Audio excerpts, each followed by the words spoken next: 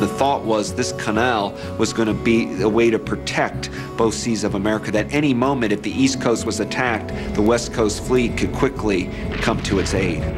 Now, Roosevelt believed this canal, the Panama Canal, would be a very good thing for the United States, but he believed it would also be a very good thing for the world. The Colombian government didn't exactly agree with Roosevelt, at least not at the price he was offering. So, once again, Roosevelt took unorthodox measures. He backed a local revolution and helped create the nation of Panama in exchange for the right to build a canal there. He was criticized very heavily for his high-handed role in dealing with the government of an independent American republic, for basically giving them the back of his hand, and for fomenting revolution. But he never apologized. He used to say, I didn't steal the Panama Canal, I built it. It was the largest engineering project ever undertaken. And when it was completed, it became one of the wonders of the world. When it opened, Roosevelt believed that that was his major contribution to world civilization, and he never changed his mind about that. But America was not the only one infiltrating Latin America.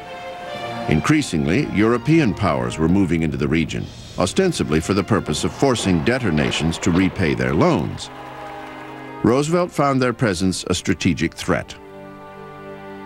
Without consulting Congress or asking permission from Latin America, Roosevelt invoked the Monroe Doctrine and stated that the U.S. was now in charge of the Western Hemisphere.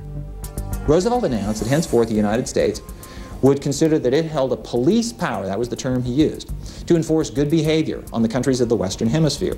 This was simply his way of saying, if somebody has to clean up the neighborhood, it's going to be the United States.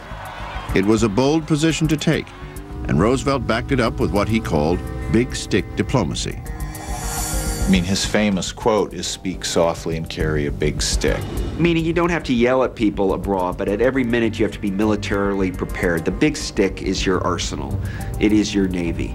And this was a way of intimidating other countries in realizing that we were going to fight for American rights. If you sacked a consulate somewhere, or if you intercepted and impressed an American ship, there were going to be consequences. In 1904, Roosevelt was elected by the largest popular margin in American history up to that time.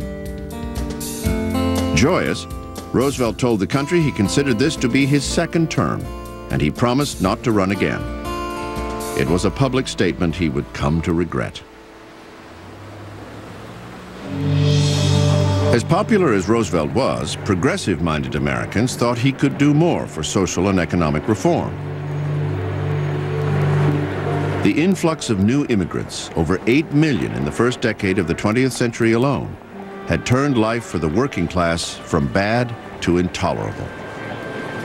Intending to expose the horrific conditions experienced by immigrant workers inside a Chicago meat plant, author Upton Sinclair sent shockwaves across the nation with his book, The Jungle. It was an expose of the meatpacking industry. The conditions there were terrible. They didn't have bathrooms, they had toilets. There was nothing like a sink where you washed your hands. It was a mess.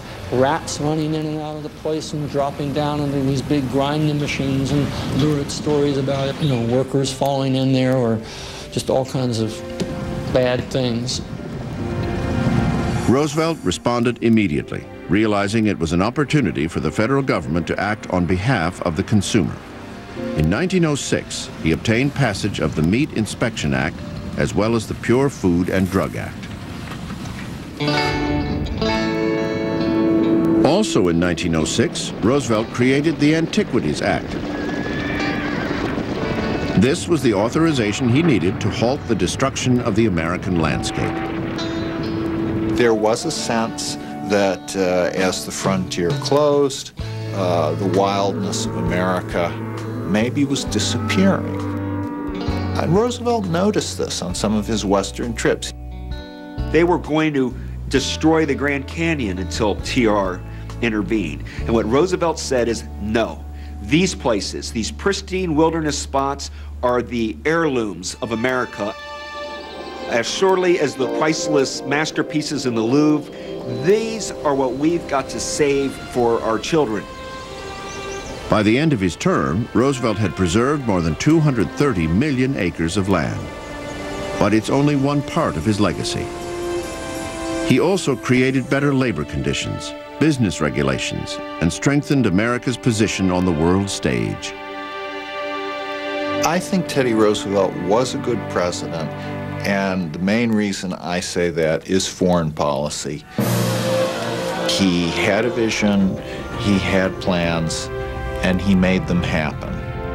Theodore Roosevelt was the first president to realize what an important moral position the president had simply by being president. A president represents the American people. The president can articulate the views of the American people, but he can also influence those views and to mobilize the American people behind important reforms.